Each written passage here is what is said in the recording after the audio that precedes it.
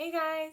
So I'm here to talk to you today about how to take a great photo of your artwork.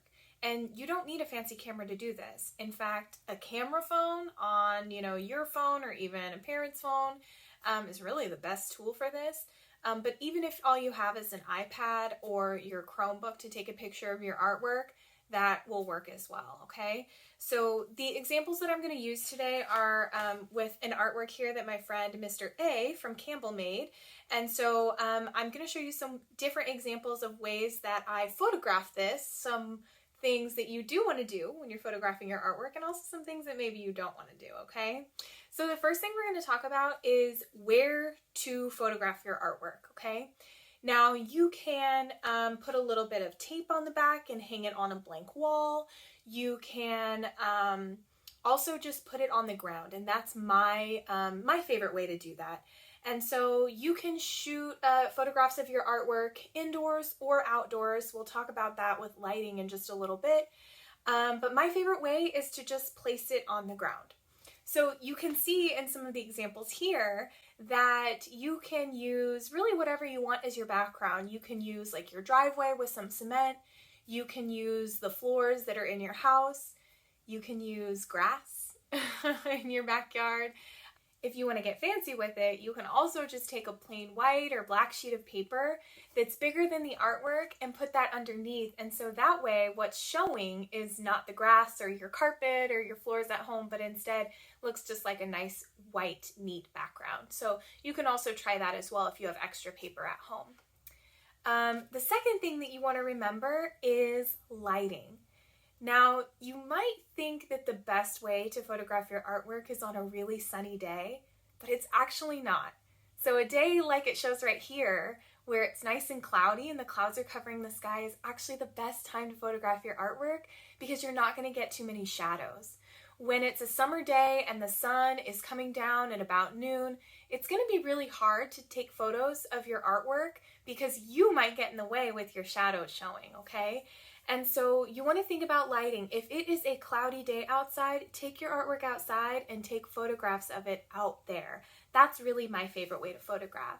If it is a sunny day, or maybe it's really windy outside and so it's not, a great place to put your artwork down and take a photograph, you can also put your artwork indoors and put it near a window.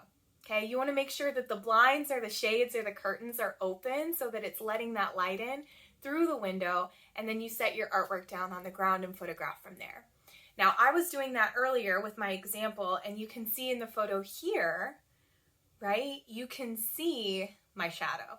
We don't want that to happen. So it was a quick fix. All I did was rotate it a little bit, moved my body so that my shadow wasn't being cast in the photograph, snapped another picture, and there it looks a lot better. So lighting is step number 2. Third, you want to think about framing the photograph. So I know it might seem silly seeing my toes in this picture, but you don't want to be too far away where you're seeing a bunch of other objects in the photograph, right? And then the artwork's just kind of sitting there. Likewise, you don't want to go too close. And so, for example, in this artwork here, I zoomed in so far, you can't even see, the words El Corazon. And that's an important part of the artwork. So you don't want to zoom in too far. You don't want to zoom in too close.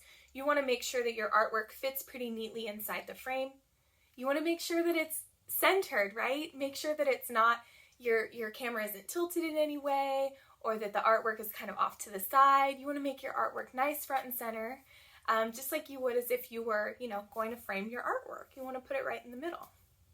And then the very last thing, number 4, if your phone or computer or device has photo editing, apps or software on it, that's awesome, but don't go too overboard on it. So here's a photo that I really like that I think is good, and here's a photo after I edited it way too much, right?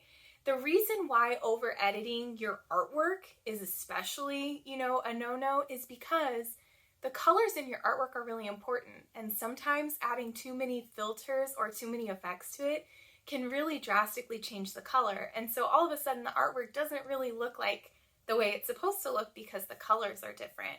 So make sure that if you go into any photo editing apps and you're, maybe you're cropping it and making it a slightly different size or putting it into a square instead of a rectangle, just make sure that you're not adding too many filters or too many effects that would change the color or make the artwork look super different.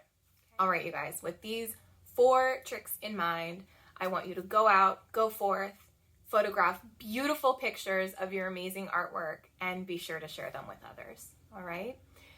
I'll see you in the next video. Bye.